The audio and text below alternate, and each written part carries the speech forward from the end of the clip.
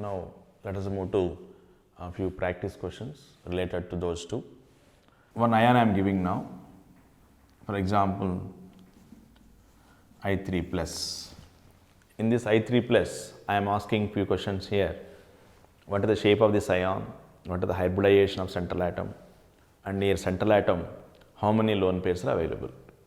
So for this, three iodines are available. One iodine is taken as central atom, remaining two are taken as bonded atoms. So for that iodine,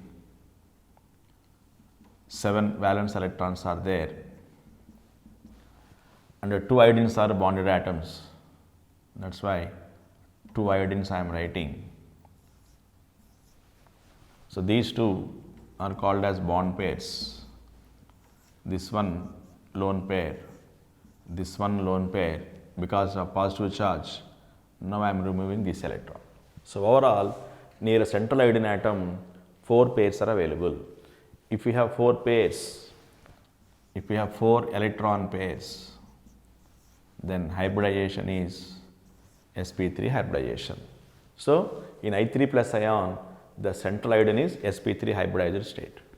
Now if you observe, out of 4 electron pairs, 2 bond pairs and 2 lone pairs. Therefore in sp3 hybridization, it becomes Ab2E2 type of ion. If it is Ab2E2 type, then shape of this ion is bent or angular.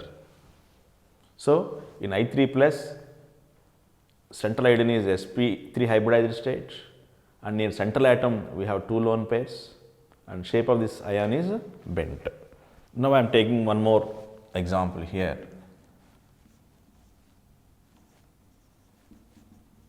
𝗂𝗚𝗍𝗂𝗃.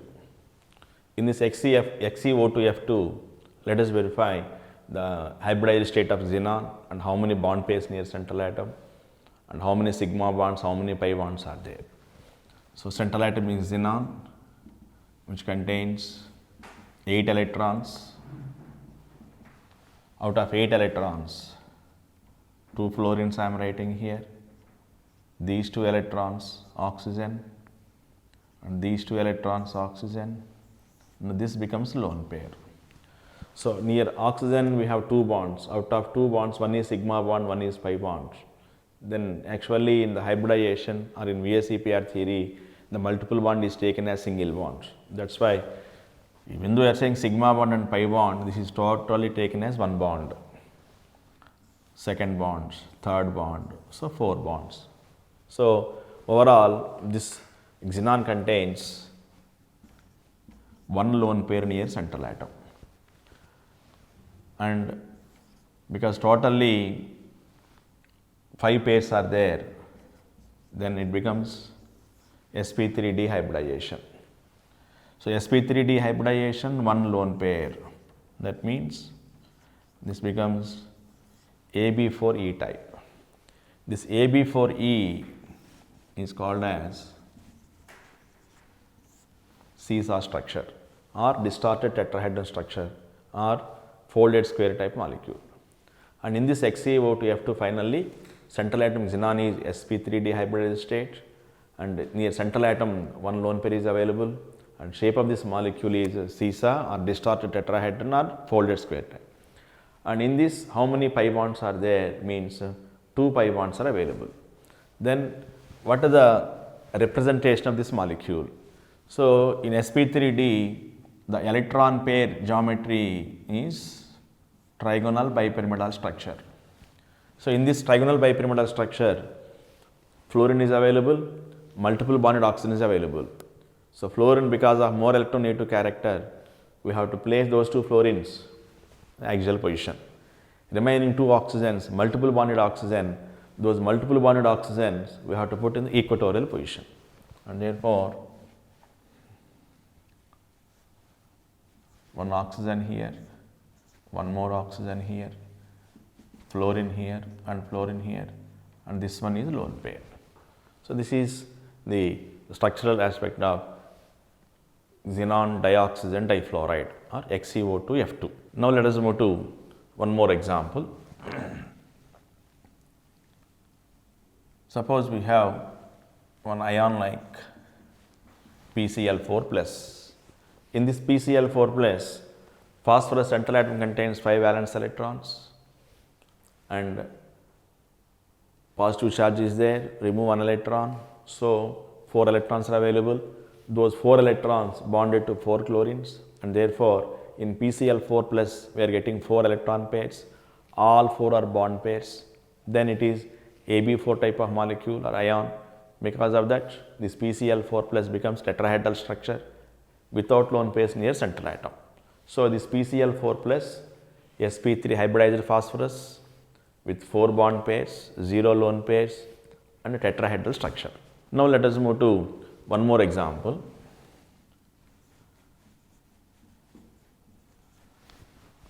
OSF2 is given.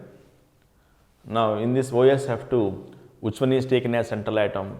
Oxygen or sulfur means normally in less electronegative atom is taken as central atom, or in some cases the element having more valency is also taken as central atom. That means here debate is between oxygen and sulfur because fluorine is monovalent, but if you compare oxygen and sulfur, sulfur and oxygen if you compare, sulfur shows maximum valency than oxygen. That is why sulfur is taken as central atom. That means in some cases, just now I told less electronegative atom is taken as central atom. In some cases that assumption also not suitable. Suppose if you observe H2O molecule, in that H2O molecule oxygen is taken as central atom, not hydrogen. So, here two statements, in some cases we are using less electronegative atom is taken as central atom, or in some cases we are using the element having more valency is taken as central atom. So, sulfur is taken as central atom, that sulfur contains 6 valence electrons. Out of 6 valence electrons, 2 for fluorine and 2 more electrons for 1 oxygen atom, and the remaining is taken as a lone pair. So, overall in this OSF2 molecule, if you observe out of 6 electrons, sigma bond here, a single bond here, single bond here, single bond here, pi bond is available here, and this is taken as lone pair of electrons. So, based on this, if you observe what is the hybridization of this molecule. So, overall we have 3 bond pairs and 1 lone pair. If we have 3 bond pairs and 1 lone pair, then that molecule becomes sp3 hybridization, or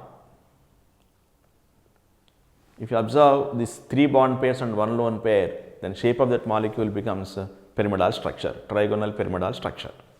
Now, after observing these points related to hybridization and VSEPR theory, suppose now I am going to one polar covalent bond.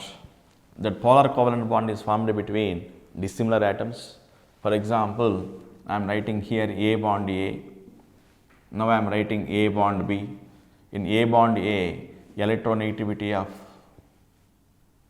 or electronegativity difference equal to 0, but in the case of AB molecule, electronegativity difference suppose is not equal to 0, then this is called pure non-polar bond.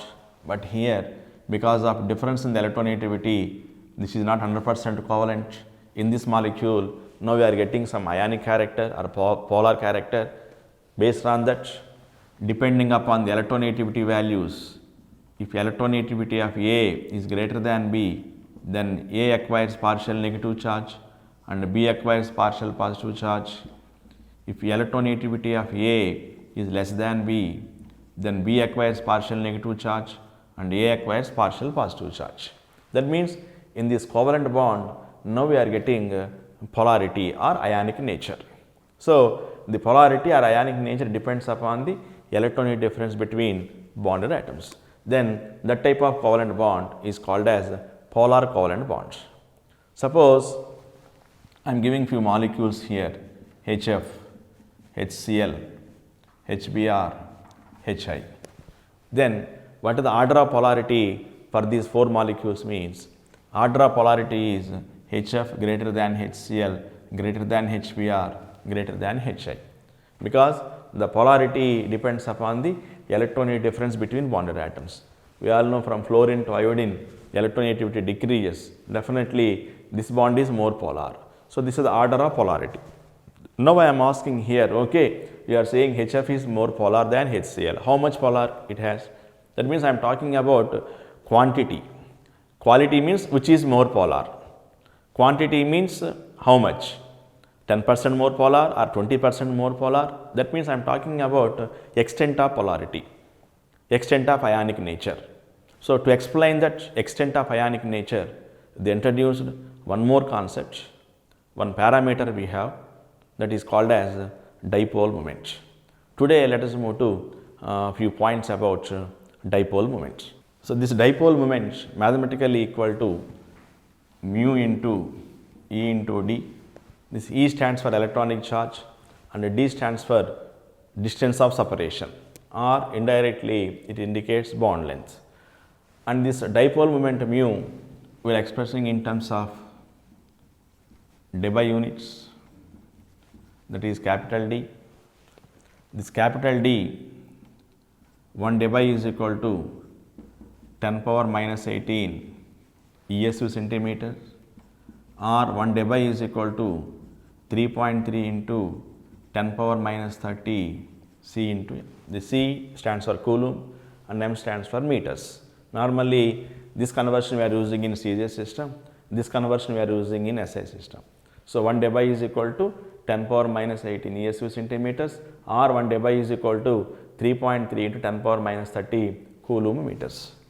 Now, let us move to some important applications of this dipole moment.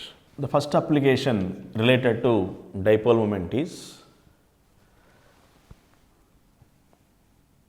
suppose carbon dioxide molecule is given, CO2. This molecule, what are the geometry of this molecule? What are the molecular structure of this CO2? Then we can predict these structures by measuring their dipole moment values. For this carbon dioxide, the dipole moment value is equal to 0. This is experimentally proved value. If dipole moment is equal to 0, that is possible for CO2 if it has linear structure. అంటే ఈ carbon డైఆక్సైడ్కి linear structure ఉంటేనే దాని dipole moment 0 అవుతుంది కాబట్టి ఈ carbon dioxide structure మనం లీనియర్గా చెప్పుకుంటాం. We can show this carbon dioxide linear with respect to hybridization or VSEPR theory also, but by knowing these dipole moment values, by measuring these dipole moment values, we can predict the structures of the molecules also, because this dipole moment is a vector quantity. Dipole moment is a vector quantity means, suppose one molecule I am giving like this, AB2. Now I am assuming B is more electronegative than A. If B is more electronegative than A, then this is polarity or bond moment we call it as.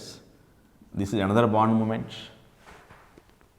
Individual polarity is called as bond moment. So now we have two bond moments. Then we are talking about dipole moment. Then dipole moment is resultant of these two bond moments, because these two are in opposite direction, same value, same magnitude. Definitely these two cancel out and the resultant becomes equal to 0. That means this dipole moment gives one more idea regarding the symmetricity in the molecules also. అంటే ఏ molecules సిమెట్రికల్గా ఉన్నాయి, ఏ molecules అన్సిమెట్రికల్గా ఉన్నాయని కూడా మనం prediction చేసుకోవచ్చు ఈ dipole moment వాల్యూస్ని బట్టి. So this is the first application of dipole moment. That is, we can describe the structures, we can describe the, or we can classify the molecules into two types, symmetrical molecules and unsymmetrical molecules. Now let us move to another application related to dipole moment. Now let us move to next application related to dipole moment. Suppose I am writing here CCl4 molecule. Next CH4 molecule. Next I am writing CH3Cl. So this CCl4 molecule, carbon 4 valence electrons, 4 chlorines are there. That's why all are involved in bonding, means totally 4 pairs are there. Means this is tetrahedral molecule without lone pairs near central atom. This is also tetrahedral without lone pairs near central atom. This is also tetrahedral without lone pair near central atom, but The difference is here all are same type of bonds, here bonds are of different type. That means 3 CH bonds and 1 Cl bond is available. That is why this is somewhat called as distorted tetrahedral structure. But overall, in all these compounds, central carbon atom undergoes sp3 hybridization, tetrahedral, distorted tetrahedral. That means if you observe the dipole moment values of these 3 compounds, for the CCl4, just now I told dipole moment is a vector quantity. In such cases of polyatomic molecules, resultant dipole moment is equal to vectorial sum of all bond moments, and therefore, the resultant dipole moment of CCl4 equal to 0. So, here mu equal to 0, here also mu equal to 0, but here mu is not equal to 0. That means this is not symmetrical structure, because even though sp3 hybridization, even though no lone pair near central atom, due to difference in the bonds, definitely resultant dipole moment is not equal to 0. So, based on this, we can conclude that they classified the molecules into 2 categories, polar molecules and non-polar molecules, and this is called non-polar molecule, and this is called polar molecules. That means the molecules having resultant dipole moment is equal to 0 is called as non-polar molecule. If resultant dipole moment is not equal to 0, then those compounds are called as polar molecules. But at least we have to verify whether lone pairs present or not. Normally, if we have lone pair, then that structure is distorted structure. Then for such cases, dipole moment is not equal to 0. But in some cases, even though lone pairs are there, the effect of both lone pairs cancel out, and resultant becomes very symmetrical structure. For example, if you take XeF4 molecule, xenon tetrafluoride, xenon contains 8 valence electrons. Out of 8 valence electrons, 4 electrons involved in 4 bonds with 4 fluorine atoms, and thereby 4 bond pairs we are getting, and remaining 4 electrons, now I am writing here 2 lone pairs. So, overall 6 electron pairs are there. If you have 6 electron pairs in XeF4, xenon undergoes sp3d2 hybridization. If xenon undergoes sp3d2 hybridization, then we are getting the electron pair structure is octahedral structure. But in that octahedral structure, arrangement of 2 lone pairs. Then according to previous theories, out of 2 lone pairs, the position of first lone pair is at any position. What about position of second lone pair? Opposite to first lone pair. Suppose I am writing one lone pair here, and I am writing one more lone pair here. Now, remaining positions occupied by fluorine. Now, this is called as a symmetrical structure. Because both lone pairs are in opposite direction, effect of this lone pair are opposite direction, and thereby resultant of these two becomes 0. So, all molecules containing lone pairs are distortion means no.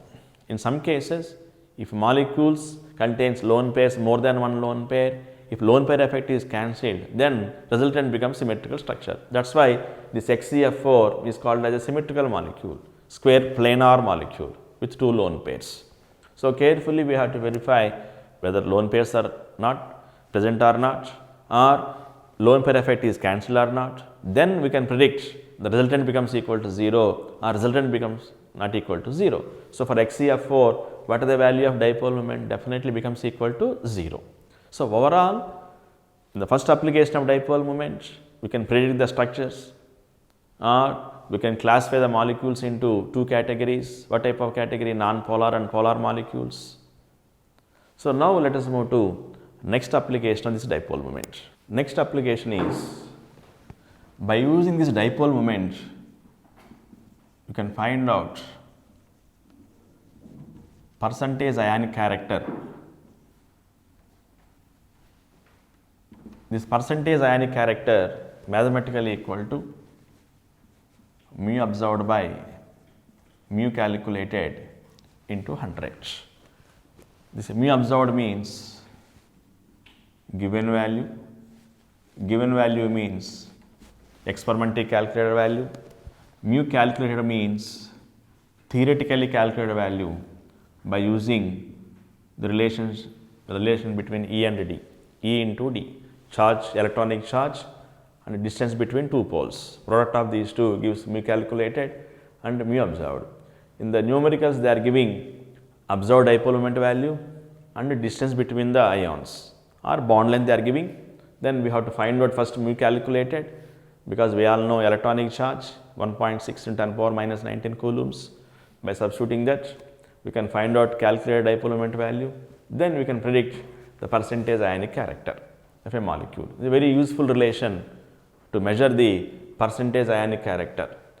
Previously, where I am discussing the ionic bonds, there I told that we can find out percentage ionic character by using electronegativity values also. So, this is second method of calculating percentage ionic character, mu observed by mu calculated into 100. Now, let us move to another application of dipole moment. Suppose I am writing here H2O molecule with bond angle of theta, and for each one bond moment is mu1 and mu2. Then, if this mu1 and mu2 separated by an angle of theta, then resultant dipole moment is equal to root of mu1 square plus mu2 square plus 2 mu1 mu2 into cos theta. This is the equation we have related to bond moments and resultant dipole moments. Because both are same, mu1 is equal to mu2, so that mu is equal to, if mu1 is equal to mu2, I am writing here mu1 square plus mu1 square plus 2 mu1 square into cos theta root. Then 2 mu1 square into 1 plus cos theta. This 1 plus cos theta is taken as 2 cos square theta by 2 under root.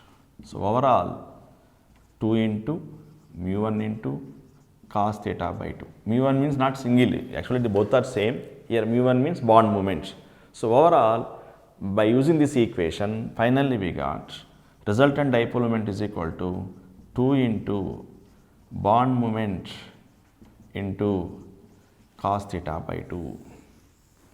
This is resultant dipole moment they are giving, and they are giving bond angle also, and they are asking please find out bond moment. But overall 3 parameters are available. Out of 3, they are giving 2 parameters and they are asking third one.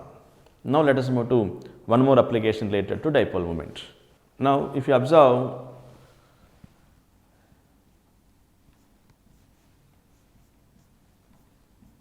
benzene molecule,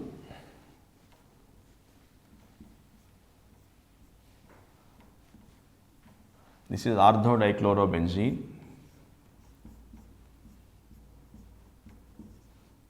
this is metadichlorobenzene,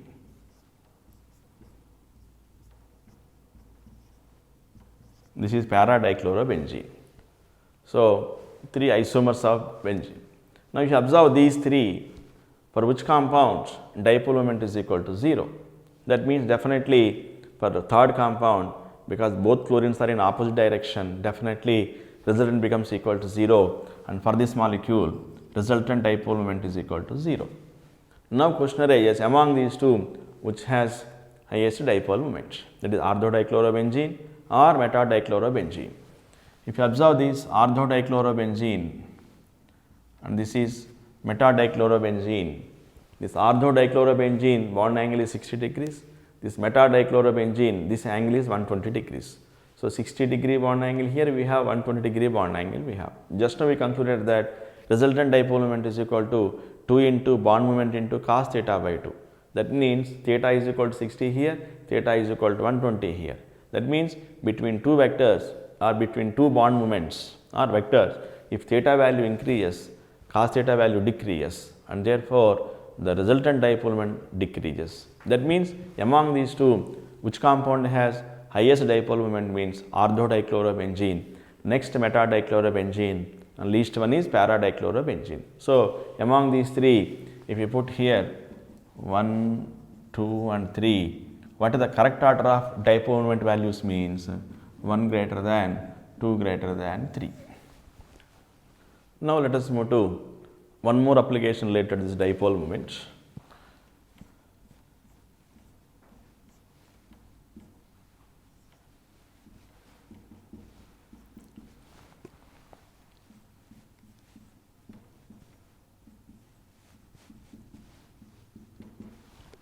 So, this is called cis compound, this is called trans compound.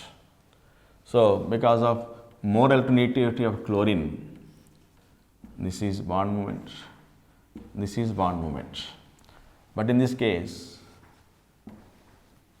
this is the bond moment. So, in cis and trans compounds, if you observe the structures of these two compounds, in trans compounds both bond moments are in opposite direction.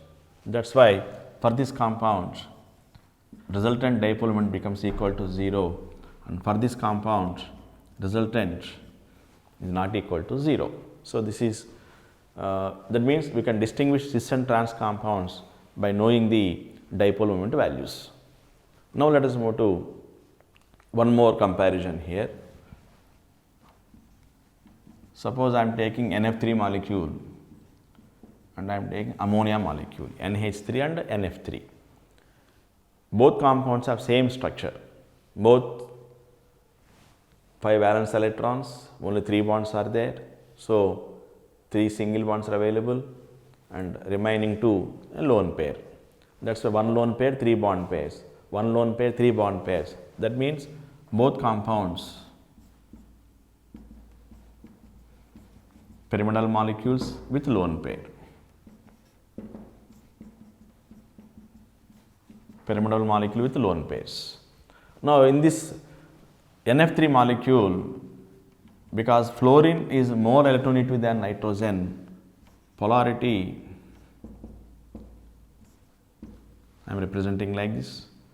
But in the case of ammonia, nitrogen is more electronegative than hydrogen, then towards nitrogen I am writing here, towards nitrogen. Then lone pair also available, lone pair always away from the central atom, away from the central atom. In one point I am giving here, lone pair always away from the central atom. Then what happened to bond pair? Bond pair also always away from the central atom? No, it depends upon the electronic nature of both central atom and bonded atom. So, in the case of bond pair, the polarity is always towards more electronegative atom. So, if you observe NF3 molecule and NH3 molecule, even though fluorine is more electronegative atom, suppose I am asking among these two which has a greater value of dipole moment. Normally, the mistake we are doing is by seeing fluorine, because fluorine is more electronegative atom, immediately we are saying NF3 has a greater value of dipole moment than ammonia. It is absolutely wrong. If you observe the structures, this is bond pair moments, lone pair moments, and these 3 are bond pair moments, but both are in opposite direction. Whereas here, lone pair moments and bond pair moments all are in same direction. That means here opposing and here reinforcing. That means the bond moments are the moment due to lone pair and the moment due to bond pair, both are in additive property. But here lone pair moment and bond pair moment are in opposite direction. That is why you are talking about net dipole moment, resultant dipole moment, resultant dipole moment. So, resultant dipole moment in the case of polyatomic molecule is vectorial sum of all moments. That is why addition of these 4 leads to dipole moment of NF3, addition of these 4 related to dipole moment of ammonia. So, here we have somewhat additive effect, here we have subtractive effect. So, therefore, even though fluorine is available, even though more electronegative fluorine is available among these two, definitely ammonia has more dipole moment than NF3. So, mu NH3 greater than mu NF3. Now, I am doing one more comparison here.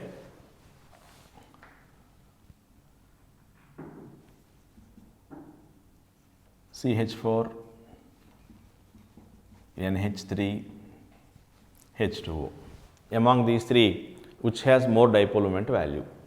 If you observe the structures, the CH4 is tetrahedral molecule without lone pair, ammonia also tetrahedral electron pair structure, but structure is pyramidal with 1 lone pair of electrons. In H2O, electron pair geometry is tetrahedral, but molecular shape is bent. That means CH4 without lone pairs, all bonds are of same type, so symmetrical structure, then net becomes equal to 0. In the case of ammonia molecule, nitrogen is more electronegative, lone pair away from central atom. Here also towards oxygen, away from the central atom. What happened in the previous discussion between ammonia and NF3? In NF3, lone pair moments and bond pair moments are in opposite direction. In the case of NH3, lone pair moment and bond pair moment are in same direction. But here, if you observe ammonia and water, here also in same direction. That's why in such cases, we have to concentrate on the polarity. That means this is excluded, 0 dipole moment. Now debate is between these two, ammonia and H2O. Here all bond moments and the lone pair moment are in same direction. Here also bond pair moment and lone pair moment are in same direction. Then if you compare NH bond and OH bond, which is more polar means OH bond is more polar. That's why among these three, what is the correct order of dipole moment means mu H2O greater than mu NH3 greater than mu CH4. This is the correct order of dipole moment. So these are the some points related to dipole moments. So main points is this dipole moment explains about the extent of polarity, or it gives one idea about quantitative measurements, not quality. Quality means which is polar, and quantity means how much polar it has, how much ionic character it has, explained by this dipole moment. Now in this dipole moment, now I am doing some numericals related to dipole moment.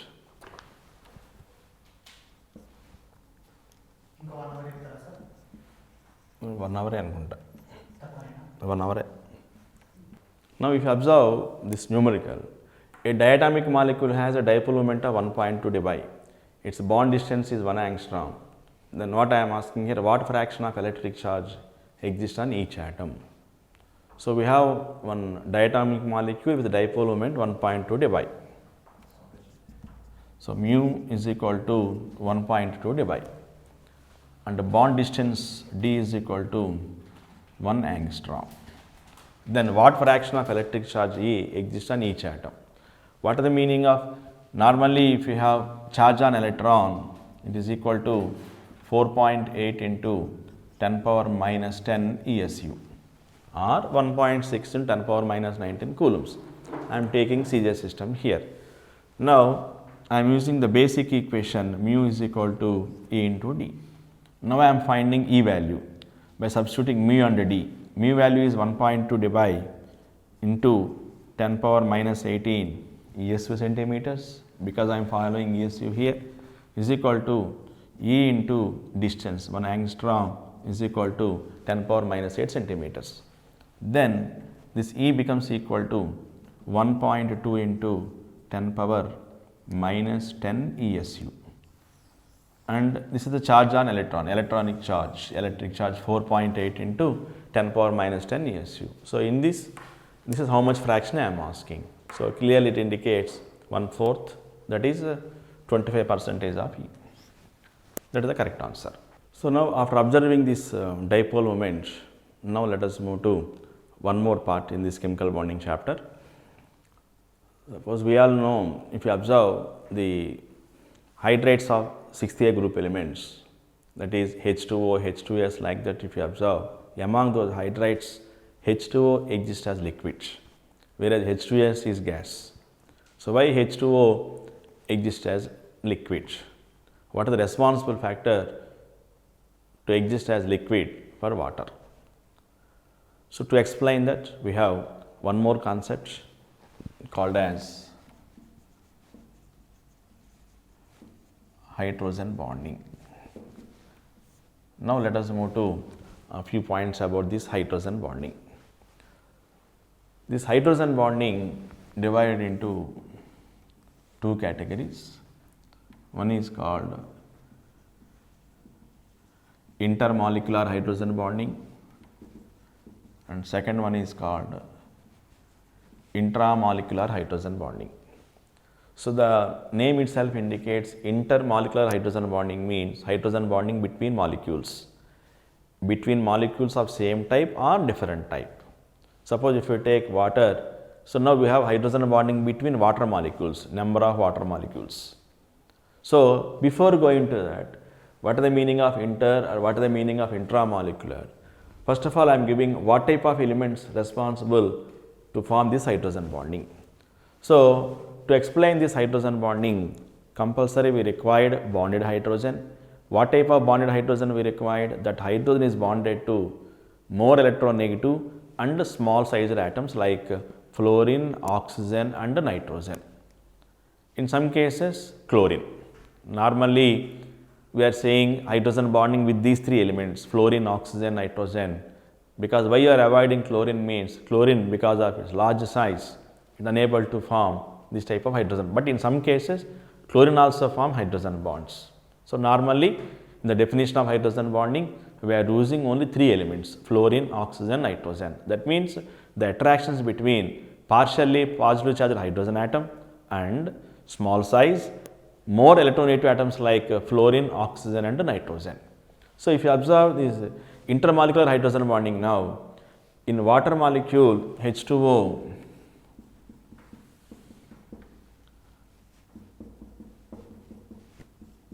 water molecules, three molecules I am writing here. This is delta minus, delta plus, partial charges, delta minus, delta plus, partial charges. Now, between these two attractions are available, between these two also attractions are available. These attractions are called hydrogen bonding attractions. That means partially positively charged hydrogen atom of one water molecule and partially negatively charged oxygen atom of another water molecule of same type. So, these attractions are also called as electrostatic force of attractions, but these are called weak electrostatic force of attractions, and these attractions are called hydrogen bonding. This hydrogen bonding is now between molecules, that is why this is called intermolecular hydrogen bonding. Now, coming to intramolecular hydrogen bonding, this intra means within the molecule. Suppose two compounds I am writing here.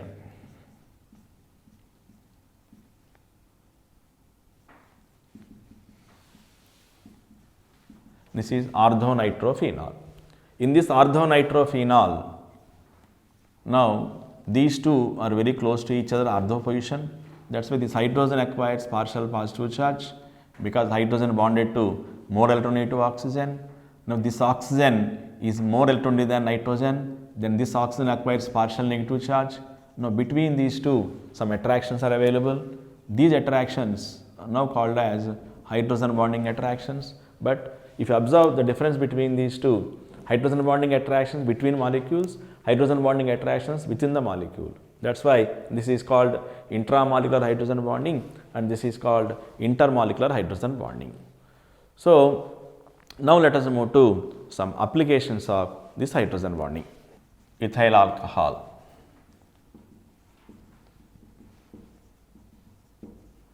glycol,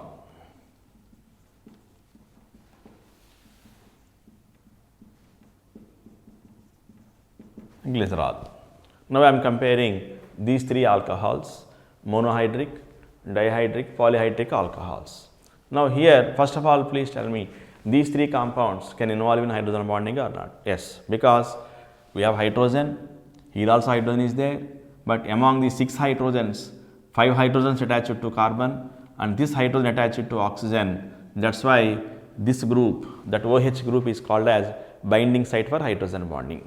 In the case of glycol, 2 binding sites are there for hydrogen bonding. In the case of glycerol, 3 binding sites are there for hydrogen bonding. That is why if you observe ethyl alcohol, glycol and glycerol, extensive hydrogen bonding is possible in glycerol only. Because of the availability of more percentage of hydrogen bonding here, if you compare glycerol with the glycol and ethyl alcohol, this glycerol is more viscous in nature. That is why glycerol is more viscous than glycol, which is more viscous than ethyl alcohol. That means we can measure the viscosity also with the help of this hydrogen bonding concept. Now I am giving one more application. Now I am writing here hydrogen halides, what we call it as hydracids. In these hydrogen halides are 7th group compounds, these are all HF, HCl, HBr, HI hydrogen halides. Among these 4 compounds, if you observe, this HF is available in liquid form. In addition to that HF can form hydrogen bonding even in vapor state also.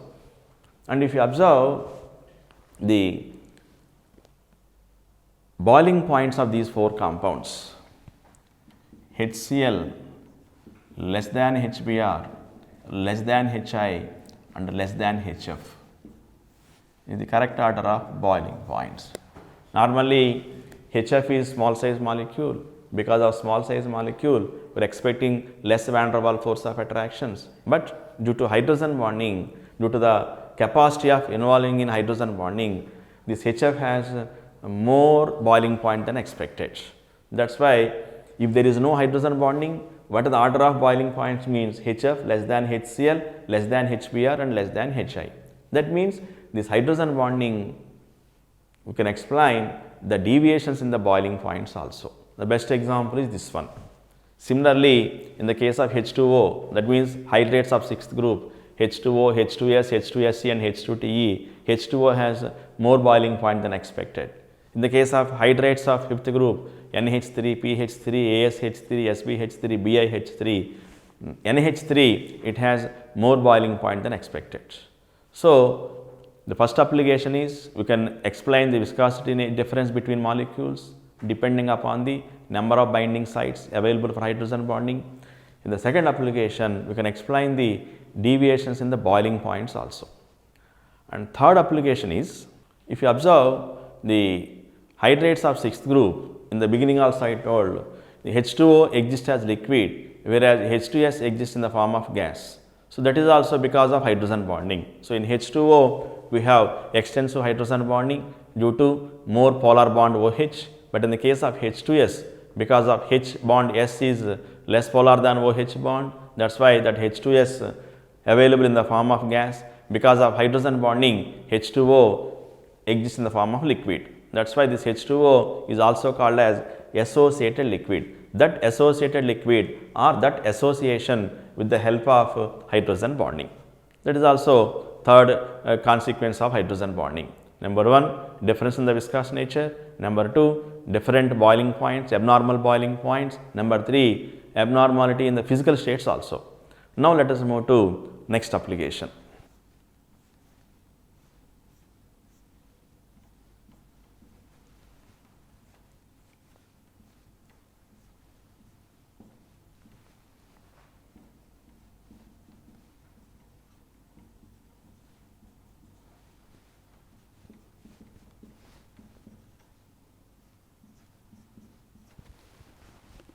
Okay. Now, let us move to these 2 compounds. One is ortho compound, another one is para compound. In these 2, here we have intermolecular hydrogen bonding or intramolecular hydrogen bonding. Because these 2 groups are very close to each other, definitely between these 2 hydrogen bonding is possible, and thereby this is example for intramolecular hydrogen bonding. Because large distance between these 2, there is no chance of intramolecular hydrogen bonding, but one para molecule can form hydrogen bonds with another para molecules. That means this compound involved in intermolecular hydrogen bonding. So, this type of hydrogen bonding is called as chelation, and this type of hydrogen bonding is called as association. Association means hydrogen bonding between molecules. One para compound with another para compound, hydrogen bonding, association, and this is called chelation. Now, based on this, we can compare these 2 compounds. Number 1, among these 2, which has more boiling point. So, here we have association, here we have chelation. Association means more number of hydrogen bonds are there. So, for breaking those more number of hydrogen bonds, definitely we require more heat, more temperature. That means among these 2, which compound has more boiling point means para compound has more boiling point than ortho compound. That is the first comparison. Next, after knowing this boiling point comparison, we can measure their volatile nature also, because volatile nature and boiling point both are inversely proportional to each other. That means compounds having less boiling point are more volatile. So, because of chelation and because of association here, this one has more boiling point than this. That means among ortho and para compound, ortho compound has less boiling point. That is why this compound is more volatile than this compound. So, I am giving here number 1 and number 2. So, first difference, first comparison, second compound boiling point is more than first compound. Hence, first compound volatile nature is more than second compound. Now, I am giving one more comparison here. Because of more volatile character, definitely this compound has greater value of vapor pressure. So, that is why vapor pressure of first compound is more than the vapor pressure of second compound. And one more important comparison between these two is, because this compound has less boiling point and this compound has more boiling point, we can separate these two compounds by using distillation also. That means among these two compounds, which compound distills first means the compound having less boiling points. That is why now I am giving 4 comparisons between these two compounds. Number 1, boiling point of first compound is less than the boiling point of second compound. Based on that, volatile character is more here. Based on that, it has more vapor pressure. Based on that, we can conclude that this ortho compound distills first, or it can undergo distillation when compared to this para compound. This is a very important comparison between ortho and para compounds with respect to hydrogen bonding. Now, let us move to one more application. Now, we all know the blue vitriol compound, that is copper sulphate. Its formula is CuSO4.5H2O, blue vitriol, blue colored compound, hydrated copper sulphate. If you observe the actual structure of this compound, it is CuH2O taken 4 times SO4.H2O. This is the correct representation of blue vitriol. That means out of 5 water molecules, 4 water molecules are coordinated, because this is called ligand, and between ligand and metal ion coordinate covalent bond is there. That is why these water molecules are called coordinated water molecules. But if you observe the water which is present outside, this is involved in hydrogen bonding. That is why in total blue vitriol molecule, how many water molecules are coordinated and how many water molecule involved in hydrogen bonding means 4 water molecules are coordinated and 1 water molecule is hydrogen bonded. And if you observe this compound, this CuH2O taken 4 times, 2 plus, SO4 2 minus and H2O. So, between these two we have ionic attractions, and between these two coordinate covalent bond is available. In H2O or in SO4 we have covalent bonds, and between these two we have hydrogen bonding also. That means this blue vitriol contains 4 types of bonds, that is ionic bond is available, covalent bond is available, coordinate covalent bond is available, and hydrogen bonding also available. So, like that, is a very good example containing 4 types of bonds. Now, let us move to one more application of this hydrogen bonding. Suppose I am writing here KHF2, KHCl2, KHBr2, KHI2. But among these 4, I am asking, all compounds exist or only one compound exists? Let us verify. This KHF2, it contains K plus HF2 minus, and this HF2 minus is available by the combination of these two, hydrogen delta plus, fluorine delta minus, and this is covalent bonds, and between these two attractions are there. These attractions are hydrogen bonding attractions, and between these two ionic attractions are there. That means this KHF2 contains 3 types of bonds: ionic, hydrogen bonding and covalent bonds. If you want to predict same thing for KHCl2, KHBr2 and KHI2, here we are getting Cl minus, Br minus, I minus, and here HCl, HBr, HI. Now, excluding F minus, if you observe Cl minus, Br minus, I minus, because of large sizes, they are unable to involve in hydrogen bonding. Just now in the beginning of hydrogen bonding I told, in some cases chlorine can involve in hydrogen bonding, but generally because of large size, it won't involve in hydrogen bonding. That is why among these 4 compounds, which compound exists means KHF2. Not possible, not possible, not possible. So, that one more point I am asking here, concluding here, this KHF2 contains what type of bonds? Means ionic, hydrogen bonding and covalent bonds. Now, let us move to one more application. I am taking here acetic acid molecule. Acetic acid molecule in aqueous solution in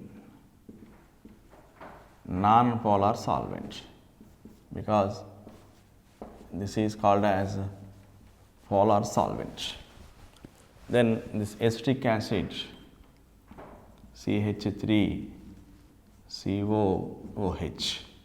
So, because of these oxygen and hydrogen, definitely this compound can involve in hydrogen bonding. Now, if you take this acetic acid in aqueous solution, then it forms hydrogen bonding with water.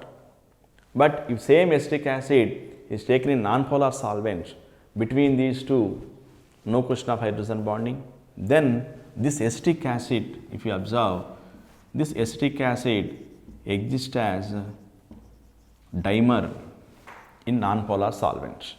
That dimerization with the help of hydrogen bonding.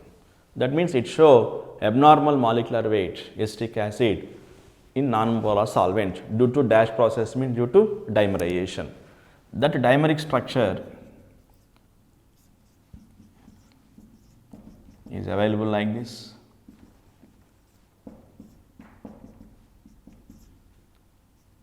So, between these two hydrogen bonding, between these two hydrogen bonding.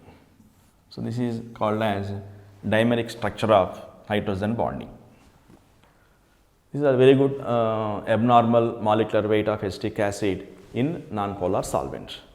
So, like that we have, if you observe this hydrogen bonding in our daily life, we have so many applications related to hydrogen bonding. Number 1, H2O exists as liquid state in normal conditions at room temperature with the help of hydrogen bonding, and viscous nature we can explain, and change in the physical states, change in the boiling points. Now, existence of structures, or if we have hydrated water molecules, in those hydrated water molecules, actual how many water molecules are hydrated and remaining water molecules are coordinated and showing abnormal molecular weights. This is about hydrogen bonding. So, now in this chemical bonding, now I am giving one more concept, molecules containing odd electrons, or we call them as odd electron molecules. For this, best examples I am giving here, one is NO nitric oxide, another is NO2 nitrogen dioxide, another one is ClO2 chlorine dioxide. Now I am giving the structure of NO, why it is called odd electron molecule. So, nitrogen, oxygen. Nitrogen contains 5 valence electrons, oxygen contains 6 valence electrons. So, 2 bonds I am writing here. Then this electron is available, that electron is called as odd electron molecule. Because of this odd electron molecule, this species is also considered as paramagnetic substance.